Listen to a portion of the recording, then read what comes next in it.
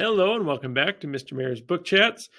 Got 5 new books. The first one is called The Silent Patient, and I just finished this one the other night and stayed up way too late reading it because I wanted to find out what was going to happen.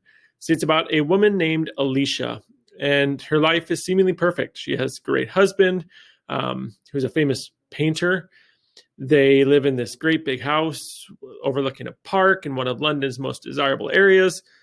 But one evening, her husband, Gabriel, returns home late from a fashion shoot that he had been taking pictures at, and Alicia shoots him 5 times in the face and then never speaks a word about it again.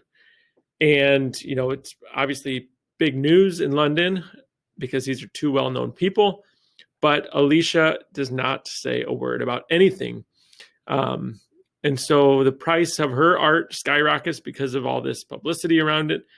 And she is kind of known as the silent patient. She's hidden away from the tabloids and spotlight at the Grove, this kind of forensic unit in North London. But then the other story is about Theo, and he is a criminal psychotherapist, and he has waited a long time for this opportunity to work with Alicia because he thinks that he can get Alicia to talk and get Alicia to explore why she did it, what the heck happened in her life. And he's drawn more and more into this, trying to figure out this mystery and the search for the truth. So again, lots of twists in this one. This is kind of an adult book, but it's accessible for high school. Excellent one.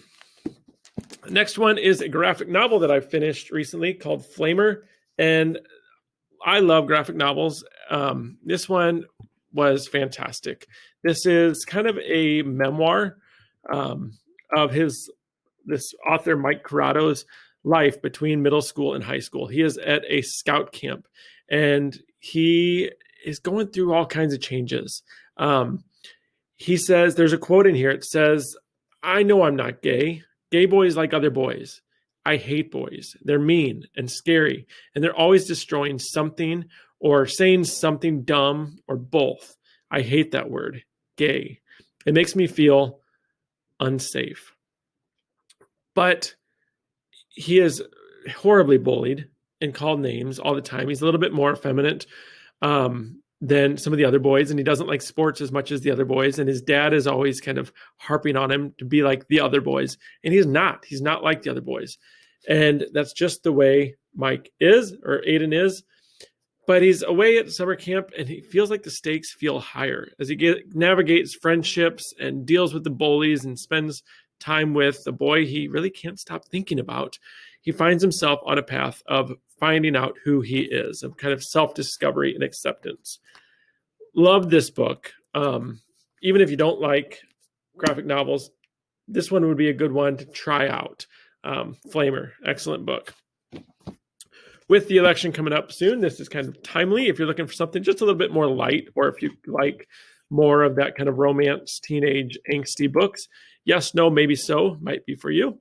One of the authors, Becky Albertalli, she is the author of Simon versus Homo Sapien Agenda. So if you like that one, this is about a boy named Jamie who is cool with volunteering for his local state Senate candidate, as long as he's kind of behind the scenes. He hates public speaking. He hates really talking to anybody. But there's the idea of him having to knock on doors, asking people for their votes. He would hate that. And then there is Maya, who is Muslim. And, she is having some friendship issues. Her friends are too busy to hang out. Her summer trip's canceled. Her parents are separating. And her mom thinks that this political canvassing would be great for her, to be great on her college resumes.